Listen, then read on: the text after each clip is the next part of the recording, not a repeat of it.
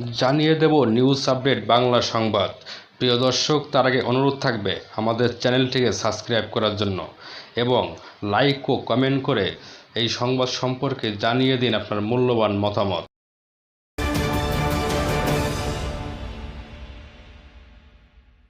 সম্পর্কের বরফ গলতে শুরু করেছে বলে মন্তব্য করেছেন বাংলাদেশের জাতীয়বাদী দল বিএনপির মহাসচিব মির্জা ফখরুল ইসলাম আলমগীর। বাংলাদেশে নিযুক্ত ভারতীয় হাইকমিশনার প্রণয় বর্মার সঙ্গে বৈঠকের পর ভারতীয় বার্তা সংস্থা এএনআইকে দেওয়া সাক্ষাৎকারে তিনি এই মন্তব্য করেন।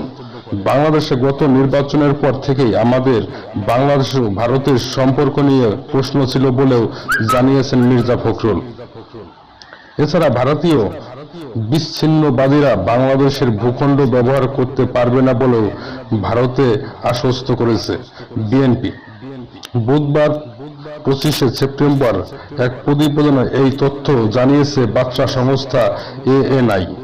প্রতিবেদনে বলা হয়েছে, ছাত্র নেতৃত্বাধীন গণ অভ্যুত্থানের শেখ হাসিনাকে প্রধানমন্ত্রী হিসেবে ক্ষমতাচ্যুত এবং অন্তর্বর্তী সরকারের দায়িত্ব গ্রহণের পর ভারতের সাথে সম্পর্কের বরফ গলতে শুরু করেছে বলে বিশ্বাস করে বাংলাদেশের অন্যতম বৃহত্তম রাজনৈতিক দল বাংলাদেশ জাতীয়বাদী দল বিএনপি।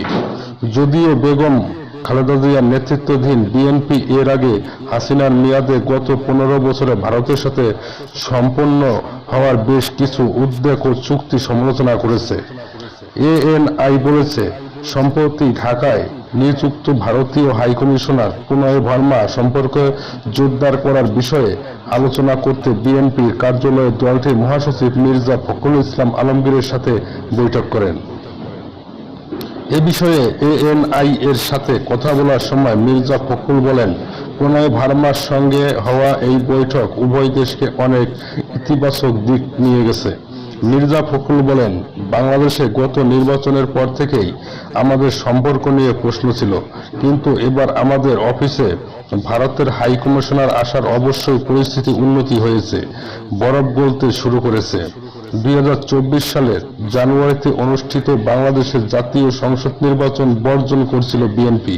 তিনি বলেন, ভারত ও বাংলাদেশের মধ্যে সবসময় খুব ভালো সম্পর্ক রয়েছে এবং সম্পর্ক উন্নত হয়েছে। অবশ্যই এটিও ভারত ও বাংলাদেশের সম্পর্কের একটি টার্নিং পয়েন্ট। বিএনপির মহাসচিব বলেন, তার দল ভারতকে আশ্বস্ত করছে যে ক্ষমতায় এলে তারা বাংলাদেশের ভূখণ্ড বিচ্ছিন্নবাদী সংগঠনকে ব্যবহার করতে দেবে না। যদিও অতীতে ভারতের উত্তর পূর্বাঞ্চলে বিচ্ছিন্নতাবাদী সংগঠনগুলোকে বাংলাদেশের আশ্রয় দেওয়ার রিপোর্ট রয়েছে। ভারতীয় হাইকমিশনার প্রণয় বর্মার সাথে বৈঠক সম্পর্কে এএনআইকে মির্জা ফখরুল বলেন, আমরা দুই দেশের মধ্যে স্বাভাবিক সম্পর্ক নিয়ে আলোচনা করছি। আমরা পানি ভাগাভাগি সমস্যা, সীমান্ত হত্যা, বিদ্যমান বাণিজ্য ভারসাম্যহীনতার কথা উল্লেখ করেছি। একই সঙ্গে ভারতের প্রধান ইস্যু ছিল নিরাপত্তার সমস্যা। আমরা আশ্বস্ত করছি, আমরা ক্ষমতায় থাকলে আমরা নিশ্চিত করব এই ভূখণ্ডটি বিচ্ছিন্নবাদীরা ব্যবহার করবে না। 1 মাসেরও বেশি আগে ছাত্র নেতৃত্বাধীন গণ আন্দোলনে বাংলাদেশের প্রধানমন্ত্রী শেখ হাসিনা ক্ষমতাচ্যুত হন। এর আগে টানা কয়েক সপ্তাহের বিক্ষোভ ও সংঘর্ষের ঘটনায় 600 জনেরও বেশি মানুষ নিহত হয়েছেন। পদত্যাগের পর শেখ হাসিনা 5ই আগস্ট ভারতে পালিয়ে যান এবং এরপর নোবেল শান্তি পুরস্কার বিজয়ী ডক্টর মোহাম্মদ ইউনূসের নেতৃত্বে একটি অন্তর্বর্তীকালীন সরকার গঠিত হয়। হাসিনা সরকারের পতনের একদিন পরেই কারাগার থেকে মুক্তি পান BNP chairperson Begum Khaleda Zia. BNP মহাসচিব মির্জা ফখরুল বলেন, বাংলাদেশ ও ভারতের সম্পর্ক সবসময় খুব ভালো ছিল, কিন্তু বিএনপি ও ভারতের সম্পর্ক নিয়ে কিছু ভুল বোঝাবুঝি ছিল। আমি মনে করি বরফ গলতে শুরু করেছে। আশা করি এই সম্পর্ক আরো ভালো হবে। এইবার তারা ভারত আমাদের অবস্থা বোঝার চেষ্টা করবে। বিশেষ করে ভারতকে এই দেশের মানুষের পালস বোঝার চেষ্টা করা উচিত। তাদের সব ডিম এক ঝুড়িতে রাখা উচিত নয়। তাদের উচিত উভয় দেশের জনগণের মধ্যে সম্পর্ক গড়ে তোলা। এদিকে জাতিসংঘের সাধারণ পরিষদের ৭৯তম অধিবেশনের ফাঁকে অন্তর্বর্তী সরকারের পররাষ্ট্র উপদেষ্টা মোহাম্মদ তৌহিদ হোসেনের সঙ্গে ভারতের পররাষ্ট্রমন্ত্রী এস জয়শঙ্করের বৈঠক করেছেন। বৈঠকে ঢাকা ও দিল্লির পারস্পরিক স্বার্থ সংশ্লিষ্ট বিষয় নিয়ে আলোচনা হয়েছে। এ বিষয়ে বিএনপি মহাসচিব বলেন, অবশ্যই এটা খুবই তাৎপর্যপূর্ণ। বাংলাদেশের ক্ষমতার রাজনীতিতে এই পরিবর্তনের পর পররাষ্ট্র উপদেষ্টার সঙ্গে জয়শঙ্করের সাক্ষাৎ অবশ্যই খুবই তাৎপর্যপূর্ণ এবং খুবই গুরুত্বপূর্ণ, এবং আমরা বিশ্বাস করি এই বৈঠকের পর সম্পর্ক আরো মজবুত হবে। মির্জা ফখরুল আরো বলেন, ভারত ও বাংলাদেশের জনগণের মধ্যে সহযোগিতা আরো শক্তি হওয়া উচিত। জনগণের মধ্যে সম্পর্কই ভারত ও বাংলাদেশের সম্পর্কে শক্তিশালী করার মূল চাবিকাঠি। এনআই বলেছে, বিএনপি বিশ্বাস করে হাসিনার বাংলাদেশে ফিরে আসা উচিত এবং তার বিরুদ্ধে ওঠা অভিযোগের মুখোমুখি হওয়া উচিত।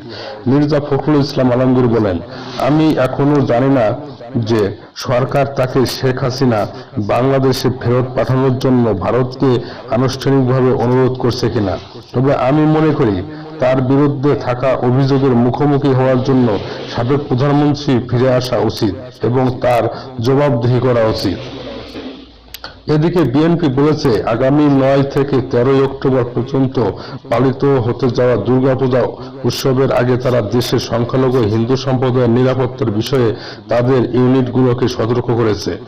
বাংলাদেশের 32,666টি প্যাভিলিয়নে এবার পূজা উদযাপন করা হবে। ফখরুল বলেন, বাংলাদেশে হিন্দু সম্প্রদায় গুরুতর সমস্যার সম্মুখীন হচ্ছে এমন বর্ণনা দিয়ে আমরা খুবই উদ্বিগ্ন। আমি মনে করি না কোনো গুরুতর সমস্যা চলছে। প্রতিটি পরিবর্তনের পর কিছু সমস্যা থাকে যা পুরোটাই রাজনৈতিক, ধর্মীয় বা সাম্প্রদায়িক নয়। কিন্তু আমরা আমাদের দেশের সংখ্যালঘুদের সুরক্ষার জন্য খুবই সজাগ। বিশেষ করে পূজার আগে আমরা ইতিমধ্যে সারা দেশে আমাদের ইউনিটগুলোকে সতর্ক থাকার নির্দেশ দিয়েছি।